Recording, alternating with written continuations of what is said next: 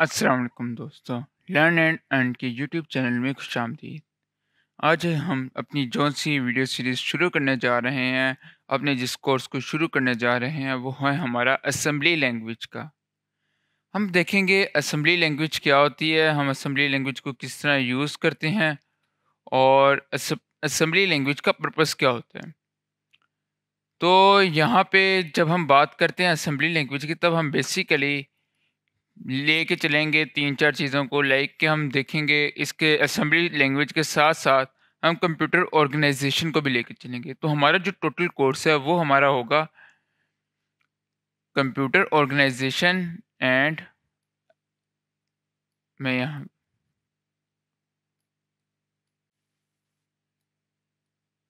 तो computer organisation and assembly language.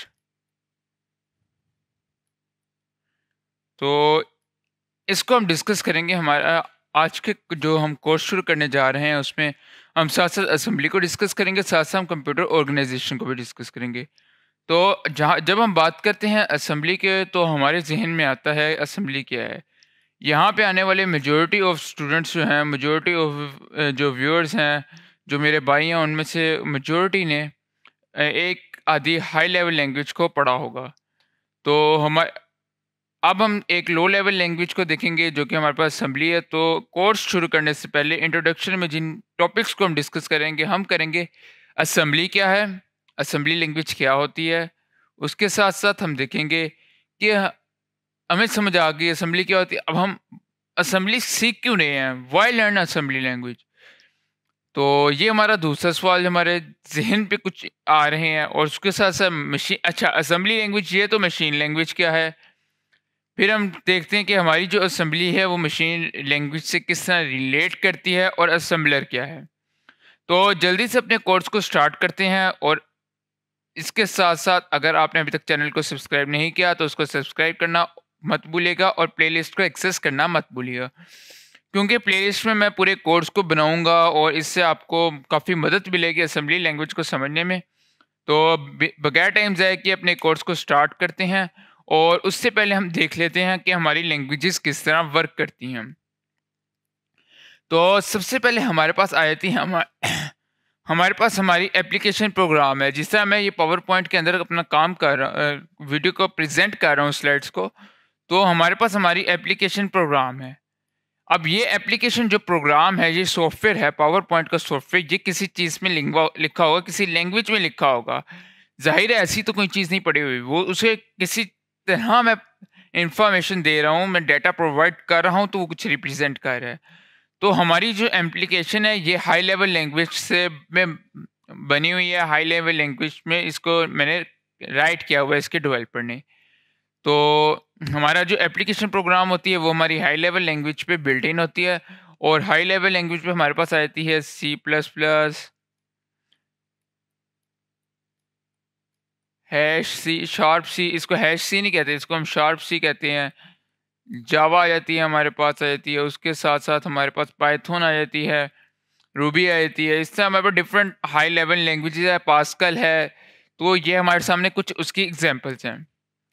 और उसके बाद हम देखते हैं फिर जो हमारा हाई लेवल लैंग्वेज के अंदर जो इंस्ट्रक्शन लिखी होती है। देखिए अगर हम इसको दूसरे लेके चलें, तो सबसे पहले मैं इस पावर पॉइंट के अंदर मैंने ये एक निशान लगाया। ये इस एप्लीकेशन प्रोग्राम ने किसको प्रोवाइड किया? ये इसने मेरे हाई लेवल लैंग्वेज के अंदर ये इंफॉर्मेशन कन्वर्ट हुई। अब ये हाई लेवल लैंग्वेज के जो अंदर जो इंफॉर्मेशन थी, ये मेरे कंप्यूटर को, मेरे हार्डवेयर को समझ नहीं आती। मेरे हार्डवेयर को नहीं पता कि ये हाई लेवल लैंग्वेज के अंदर क्या लिखा हुआ है। जिस तरह मैंने लिखा सी प्लस प्लस में int A is equal to 1, लेकिन मेरे हार्डवेयर को नहीं समझ आ रहा कि int A is equal to 1 क्या चीज़ है, इंट ए प्लस बी क्या चीज़ है। उसको समझाने के लिए मुझे उसकी लैंग्वेज में समझाना पड़ेगा। जस्ट लाइक आप अगर चले जाते हैं आउट ऑफ कंट्री या किसी और कंट्री चले जाते हैं, वहाँ पे अगर आप उर्दू में ही बात करेंगे, तो उस बंदे को नहीं समझ आएगी कि आप क्या बात कर रहे हैं। उसको समझाने के लिए आपको उसकी लैंग्वेज में बात करनी पड़ेगी। तो हमारे हार्डवेयर की या माइक्रो प्रोग्राम कंट्रोल की या हमारे सीपीयू की, हमारे कंप्यूटर की जो लैंग्वेज है वो है बाइनरी। तो बाइनरी लैंग्वेज हमारे पास आती है 1 0 पे कन्वर्ट मुश्तमिल होती है, या आइदर 1 होती है आइदर 0 होती है। तो हाई लेवल लैंग्वेज में तो हम 1 0 को नहीं यूज़ कर रहे होते। तो अब हम क्या करते हैं, हम हाई लेवल लैंग्वेज में उसको इंस्ट्रक्शंस देते हैं, उन इंस्ट्रक्शंस को बाद में असेंबली लैंग्वेज में कन्वर्ट किया जाता है। नियर टू जो हमारी असेंबली लैंग्वेज होती है, ये एक लो लेवल लैंग्वेज है जो कि नियर टू हमारे हार्डवेयर के करीब तरीन एक लैंग्वेज है। फिर वो मशीन असेंबलर के थ्रू मशीन लैंग्वेज में कंट्रोल होती है, और मशीन लैंग्वेज जैसे कि मैंने आपको बताया हमारी बाइनरी लैंग्वेज है, 1 0 0 1 इस फॉर्म में है। तो ये हमारी कुछ लैंग्वेज की हायरार्की थी, तो हमने वो देख ली। अब हम देखते हैं असेंबलर और मशीन लैंग्वेज।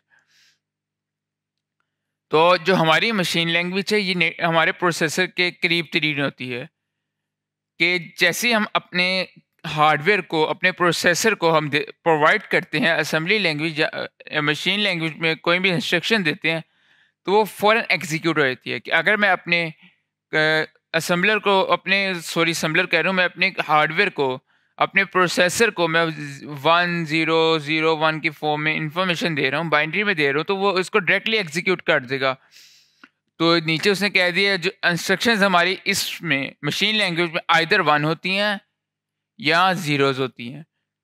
तो अब असेंबली और मशीन में क्या फ़र्क होता है? जो हमारी असेंबली होती है, वो little bit high level language होती है, जैसे कि हमने यहाँ पे देखा था कि वो हमारी मशीन लैंग्वेज से तो ऊपर होती है, लेकिन हमारी हाई लेवल लैंग्वेज से नीचे होती है। मशीन और हाई लेवल लैंग्वेज के बीच में अवेलेबल होती है, लेकिन हमारी लो लेवल लैंग्वेज होती है। तो स्लाइटली हाई लेवल लैंग्वेज है हमारी असेंबली, और ये जो हमारी मशीन, इसको अगर मैं एज अ ह्यूमन बीइंग देखूं, तो मैं इसको मशीन लैंग्वेज की निस्बत आसानी से पढ़ सकता हूँ। इसमें हम एक instruction at a time provide करते हैं, और इसकी हमारी मशीन लैंग्वेज से 1 to 1 कॉरेस्पोंडेंस होती है। तो अब हम देख लें जो कि अगर मेरी असेंबली लैंग्वेज में कोई कोड प्रोवाइड कर रहा हूँ, तो वो मशीन लैंग्वेज में कैसे कन्वर्ट होगा? मेरी मशीन लैंग्वेज को मैं कैसे पता चलेगा कि इस कोड की मशीन लैंग्वेज ये है? तो उसके लिए हमारे पास सॉफ्टवेयर होते हैं असेंबलर्स, और हम असेंबलर्स को यूज़ करते हैं जो कि हमारी असेंबली लैंग्वेज को मशीन लैंग्वेज में कन्वर्ट कर देते हैं। और जो अगर हम देखें तो इसी फॉर्म में, तो जो हमारे असेंबलर्स हैं, वो हमारी असेंबली लैंग्वेज को मशीन लेवल लैंग्वेज में कन्वर्ट करते हैं, और जो हमारे कंपाइलर्स हैं, वो हम हाई लेवल लैंग्वेज को हमारी असेंबली लेवल लैंग्वेज में कन्वर्ट करते हैं, और जो हमारा असेंबलर है वो हमारे मशीन असेंबली लैंग्वेज को मशीन लेवल लैंग्वेज में कन्वर्ट कर देता है। तो यही बात इसने यहाँ पे बताई हुई है। उसने बताई हुई है कंपाइलर जो है वो हमारी हाई लेवल लैंग्वेज को लो लेवल लैंग्वेज में कन्वर्ट करेगा, लेकिन वो इसको मशीन लेवल लैंग्वेज में कन्वर्ट तो कर रहा है, लेकिन डायरेक्टली नहीं कर रहा। हाँ, एक और बात, जो हमारे जो अच्छे कंपाइलर्स हैं वो डायरेक्टली भी कर रहे होते हैं, लेकिन वो भी आपको लगता है कि वो डायरेक्टली कर रहे हैं, लेकिन वो कर रहे उसको असेंबलर के ही थ्रू रहे होते हैं। तो वो उसको असेंबलर के थ्रू मशीन लेवल लैंग्वेज में कन्वर्ट कर देता है। और इसको समझने के लिए हमारे पास ये आ जाती है, एक छोटी सी डायग्राम है जिसमें काफ़ी डिटेल में इस चीज़ को समझाया गया है। तो हम इस डायग्राम को समझ लेते हैं कि जो हमारी हाई लेवल लैंग्वेज होती हैं, अब हमारे पास कुछ कंपाइलर्स ऐसे होते हैं जो काफ़ी अच्छे होती हैं। तो बेसिक जो मेथड है कि हमारे हाई लेवल लैंग्वेज कंपाइलर के थ्रू असेंबली लैंग्वेज में कन्वर्ट होते हैं, कि जो हमारी कंपाइलर है वो हमारी हाई लेवल लैंग्वेज को कन्वर्ट कर रहा है हमारी असेंबली लैंग्वेज में, और जो हमारा असेंबलर है वो हमारी असेंबली लैंग्वेज को कन्वर्ट कर रहा है 0 एंड 1 के फॉर्म में, यानी कि मशीन लैंग्वेज में। अब जो अच्छे कंपाइलर होते हैं ना, वो हमें बताए बगैर डायरेक्टली हमारी हाई लेवल लैंग्वेज को हमारी मशीन लेवल लैंग्वेज में कन्वर्ट कर देते हैं। अब हम अगर देखते हैं अपनी हाई लेवल लैंग्वेज में डिफरेंस देख लें और असेंबली लैंग्वेज में डिफरेंस देखें कि डिफरेंस क्या है। अगर मैं इंग्लिश में देखूं तो मैं ये मेरा मेथड है, मैं कह रहा हूं कि डी जो है, जो मेरे पास डी का वेरिएबल है, इसको असाइन करो sum of a times b plus 10, कि ए और बी का जो हमारे पास मल्टीपल आ रहा है, ए और बी को मल्टीप्लाई करके जो आंसर हमारे पास आ रहा है उसमें 10 ऐड करके उसको डी को असाइन कर दो, वो उसको डी के अंदर रख दो। इस चीज़ को हम हाई लेवल लैंग्वेज में कुछ इस तरह लिखते हैं। देखिए अब ये हाई लेवल लैंग्वेज में है, तो ये आपको समझ आ रही है एज अ ह्यूमन बीइंग। और इसी चीज़ को हम अगर असेंबली लैंग्वेज में देखें तो उसको हम कुछ इस तरह लिखते हैं। ये हमारे पास निमोनिक्स हैं, ये मूव हो गया, मु ये जो मुल्क है हमारे पास एब्रिविएशन आ गई, ऐड, मूव आ गया। अब जो मूव है ये हमारा काम करता है उसको एज़ एन असाइनमेंट ऑपरेटर, जो ये हमारे ये काम है ना, ये काम, ये हमारा मूव कर रहा है, और जो मल्टीप्लाई का काम है ये हमारा मल का ऑपरेटर कर रहा है, मुल का निमोनिक्स, और प्लस हमारा ऐड का कर रहा है। तो ये देखें, ये near to high level language, in somewhere in middle of हमारे machine level language and high level language है। इसमें हम 1 बाय 1 इंस्ट्रक्शंस दे रहे हैं। जैसे कि हमने अगर यहाँ पे देखें तो हमने एक ही साथ इंस्ट्रक्शन दे दी है, इसमें हम 1 बाय 1 दे रहे हैं। और जो हमारी इसमें मशीन लेवल लैंग्वेज का कोड है वो हमारा ये कोड है मशीन लेवल लैंग्वेज में। तो ये वाली हमारी इंस्ट्रक्शंस मशीन लेवल लैंग्वेज में कुछ इस तरह जाती हैं। तो अब हमें ये भी समझ आ गया होगा कि हमारी किस तरह लैंग्वेज में किस तरह फ़र्क आ रहा है। अब हमारी जो सिस्टम को ये वाली लैंग्वेज समझ आ रही है, ये वाली, हमारे प्रोसेसर को ये वाली लैंग्वेज समझ आती है, उसको ना ये लैंग्वेज समझ आती है, ना उसको ये हाई लेवल समझ आती है, ना इंग्लिश, उसको सिर्फ ये बाइनरी लैंग्वेज समझ आती है।